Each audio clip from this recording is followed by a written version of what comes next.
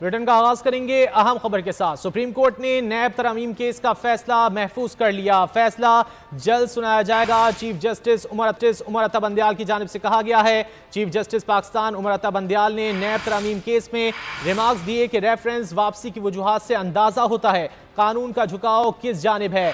Chief justice Pakistan Umar Ata Bandial की सरबराही में 3 रुकनी bench Imran Khan की नैब तरामीम के खिलाफ दरख्वास्त पर समाअत कर रहा है।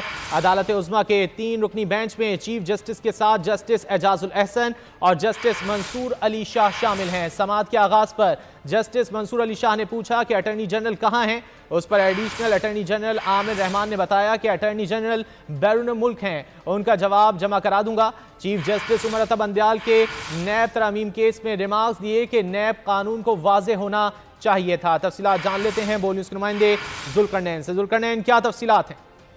देखिए, 53वीं समाअत के बाद जो सुप्रीम कोर्ट ने बिलाखिर नैब तरमीम केस का फैसला महफूज कर लिया है और चीफ जस्टिस ऑफ पाकिस्तान ने कहा है कि उनके वक्त की किल्लत है, इसलिए शॉर्ट और स्वीट फैसला सुनाएंगे और मुमकिन है कि ये फैसला कब सुनाया जाएगा इस हवाले से आज ही आगाह कर दें।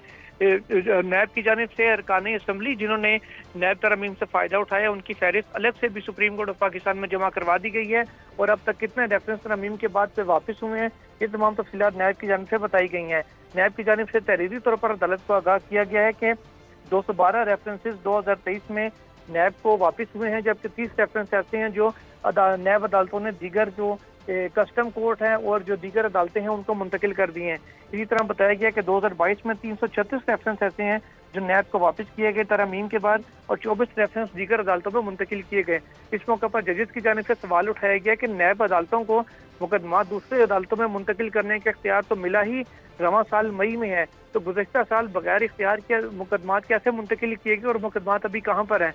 नैब की जानिब से अदालत को बताया गया कि जितने लोगों के नैब रेफरेंस वापस हुए थे वो तमाम इस वक्त नैब की स्टोरेज में है, यानी कि सर्द खाने में है, उनको अभी तक का हाल आगे नैब ने कहीं नहीं भिजवाया।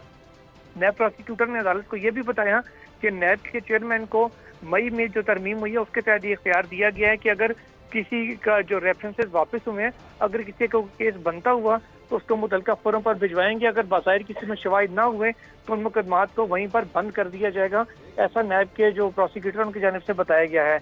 इसके साथ ही साथ अदालत ने अब नैब को कहा है कि अरकान असम्बली के हवाले से जो एक समरी है, पूरी जो उनकी भारी भरकम रिपोर्ट थी उसकी एक समरी बनाकर पेश की जाए। अटॉर्नी जनरल ऑफ पाकिस्तान की जानिब से एडिशनल अटॉर्नी जनरल पेश हुए, उन्होंने कहा कि वो तहरीरी मौक़िफ़ जो अटॉर्नी जनरल का है वो जमा करवा देंगे और उस पर अदालत ने उन्हें हिदायत की कि 2 सवाल जो उठाए गए थे दोनों दरख्वास्त गुजारों से पूछे गए थे, एक हाजिर सर्विस जजों के हवाले से, दूसरा हाजिर सर्विस जो फौजी अफसरान हैं उनके नैब के ऊपर नैब कानून से उनको जो इस्तिस्ना दिया गया, इस हवाले से अटॉर्नी जनरल की राय से भी कहा गया एडिशनल अटॉर्नी जनरल को कि आगाह किया जाए और आज ही अटॉर्नी जनरल की जानिब से जो तहरीरी मौक़िफ़ है वो सुप्रीम कोर्ट में जमा करा दिया जाएगा।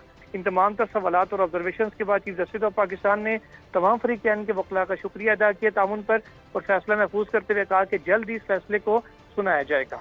सुप्रीम कोर्ट ने नैब तरामीम केस का फैसला महफूज कर लिया और चीफ जस्टिस का कहना है कि यह फैसला जल्द सुनाया जाएगा। जुल्करनैन इकबाल, आपने इस हवाले से अपडेट किया, आपका शुक्रिया। इस्लामाबाद हाई कोर्ट ने PTI के